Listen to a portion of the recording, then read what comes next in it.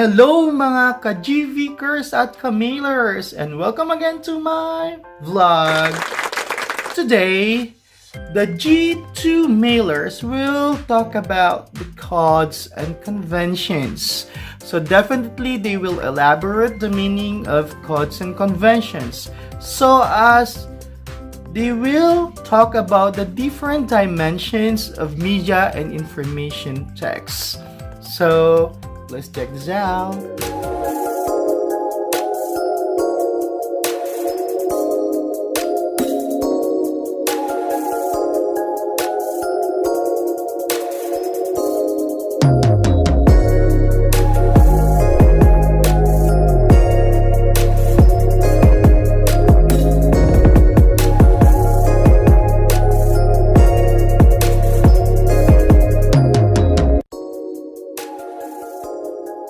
All media messages are constructed using a particular set of codes and conventions.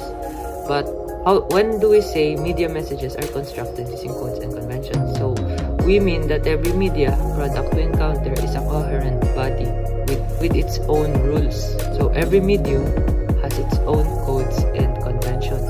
But what are codes? Codes in communications and information processing is a system of rules to convert information such as a letter, word, sound, image, or gesture into another form, sometimes shortened or secret for communication through a communication channel or a storage in storage medium. So what is an example of a code?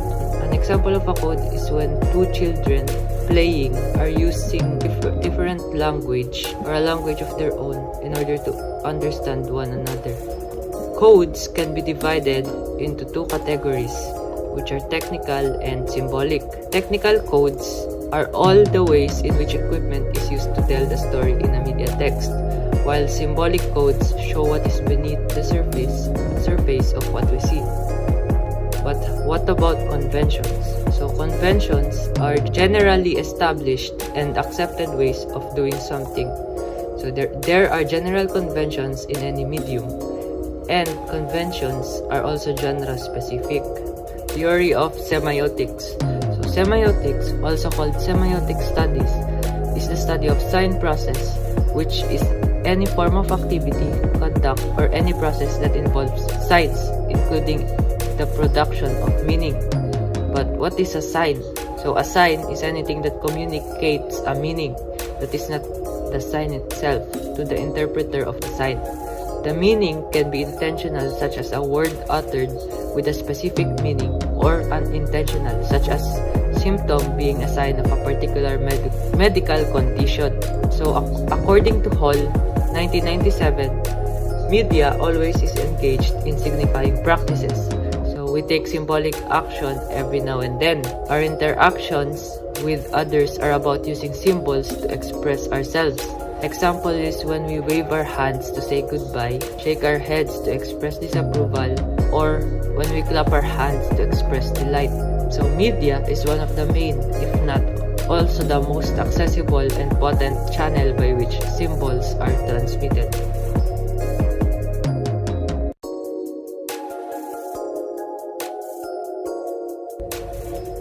Hey guys, so next we're going to talk about the grammars of the camera. So the first two are the extreme long shot and the long shots. So first, let's talk about the extreme long shot. So as you can see here in the picture, the extreme long shot are also known as extreme wide shot. It is a shot of a large crowd scene or a view of scenery as far as the horizon. It is used to show the subject from a distance or the area in which the scene is taking place.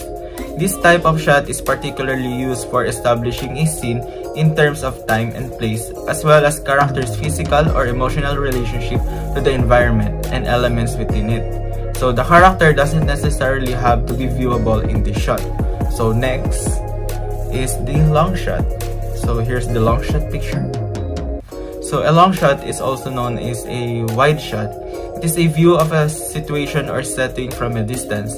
It shows the subject from top to bottom, or for a person, this would be head to toes, through not necessarily filling the frame.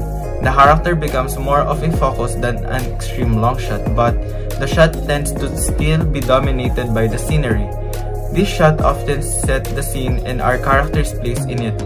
This can also serve as establishing shot in lieu on an extreme long shot. That's all.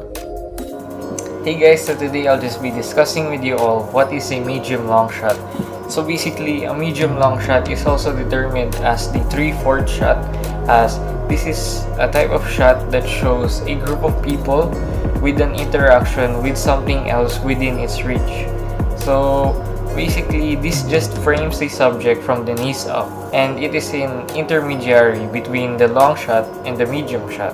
But in reality, it actually just favors the background over the subjects in the foreground. It also has the sense called not too far and not too close. So here we have these full shots, or aka wide shot. This is a type of shot that shows the subject from top to bottom. For a person, this would be head to toes. And not only that, but it doesn't necessarily fill in the frame, as the character becomes more of a focus rather than an extreme long shot. So, not only that, but this shot often sets the scene and our character's place in it. So, that's it. Today we're going to be talking about medium shot. Medium shot, also known as mid shot or waist shot, uses a camera angle shot from a medium distance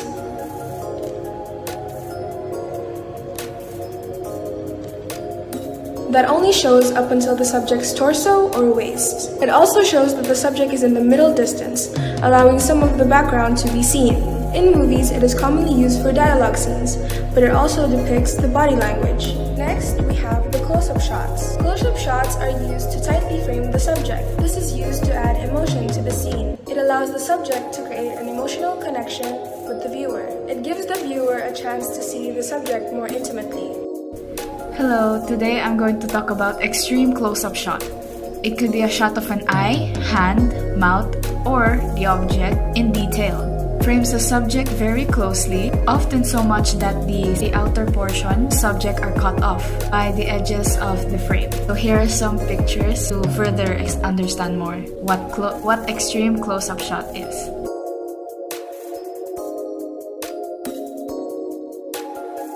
And now I'm going to talk about the establishing shot. It is often used at the beginning of a scene, indicate the location or setting. It's usually taken a long shot from a neutral position. It shows the relationship between people and objects, establishes the scene's geography. So again, here are some pictures, and on to the next. Hi guys, my name is Osama, and today my question is, what is point of view shot or POV shot? Point of view shot or POV shot shows a scan form of perspective of a character or one person. Most newsreel footage are shown from the perspective of a newscaster. Over the shoulder shot often use a dialogue scans a frontal view of a dialogue partner from the perspective of someone standing behind and slightly to the side of the other partner so that parts of both can be seen.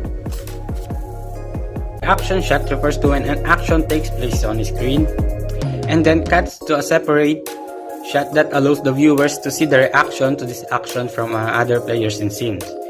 This can be reaction from a human, animals, or any form with a perceptible personality.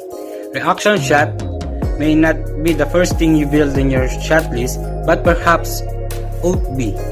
Often an effectiveness of screen requires a good reaction shot, maybe even from an ancillary characters in the scene. Another one is insert shot. An insert shot is any shot that sole purpose in a focus the viewer's attention to the specific details within scene. These shots are often placed from the point of view of characters, suggesting that we see the characters see during a moment concentration. The importance of an insert shot is focuses the attention onto any specific details, use the rules of composition to draw the eye, often uses a close-up point of view in a perspective. An insert shot is just one of many camera framing options. For a quick refresh, what this would be. We broke down the most common shot frames and how they work. Reverse angle shot, a shot from the opposite perspective. It is taken from an angle roughly 180 degrees opposite of the previous shot. The reverse angle shot is commonly used during conversations in a movie scene. So it can be both used in pictorials and movies, but mostly you can see it in movies. Next is the handheld shot. So the camera is not mounted on a tripod or other base in a handheld shot. Instead, it is held by the camera person, resulting in less stable shots. So handheld shots are used in some movies to make it more cinematic. In movies such as action films and horror films, handheld shots is mostly used.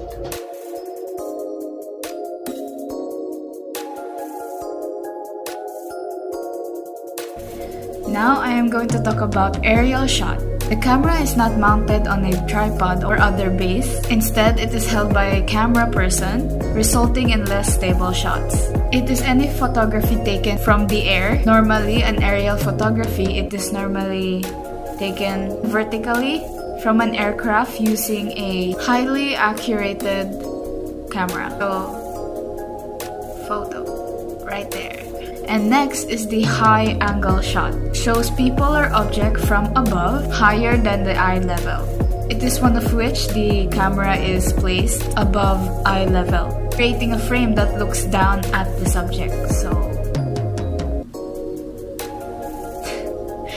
photo right here. And I hope you enjoy the rest.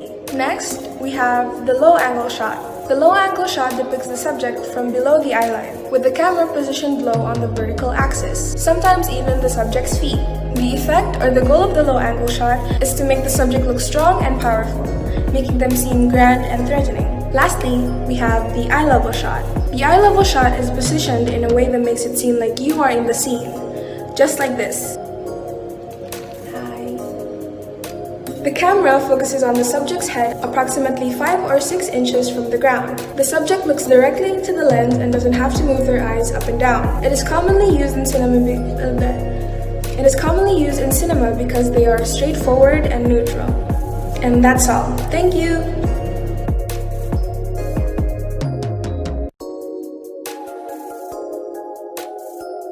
Hey guys, so now I am back again. Today I'll just be discussing with you all what is a panning shot.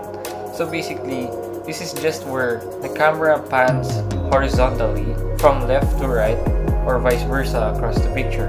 A pan shot is basically when you turn the camera on a fixed head.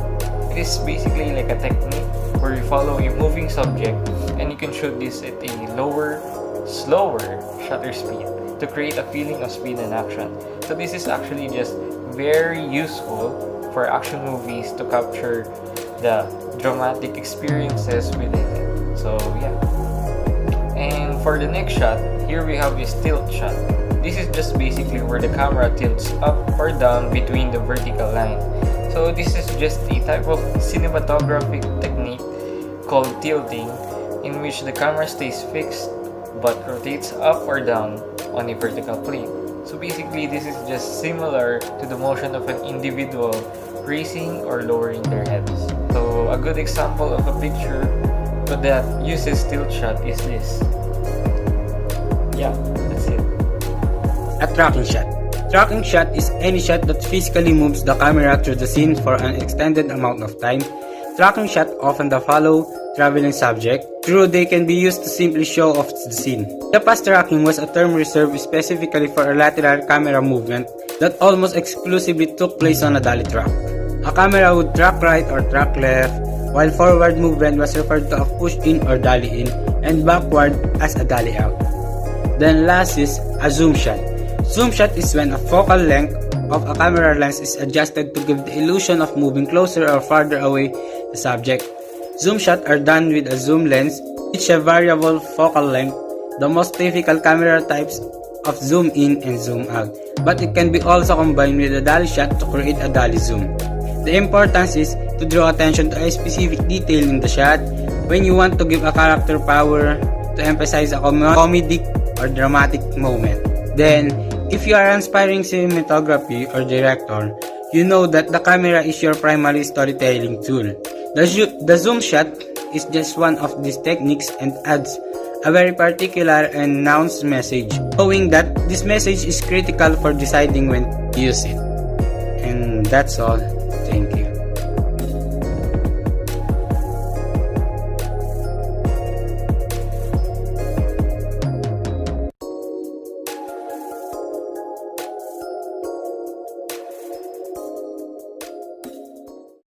Ayan mga ka-GVkers at ka-mailers, you heard the different point of views of the G2 mailers about the codes and conventions. So if you want also to share your thoughts and opinions, please comment down below and don't forget to ring the notification bell for you to be updated for my new videos. And please subscribe because as I usually say, subscribe now, laugh and learn later. Once again, ito po ang inyong gurong vlogger ng Kuwait, nagsasabing, God bless you all and always keep safe. Bye-bye!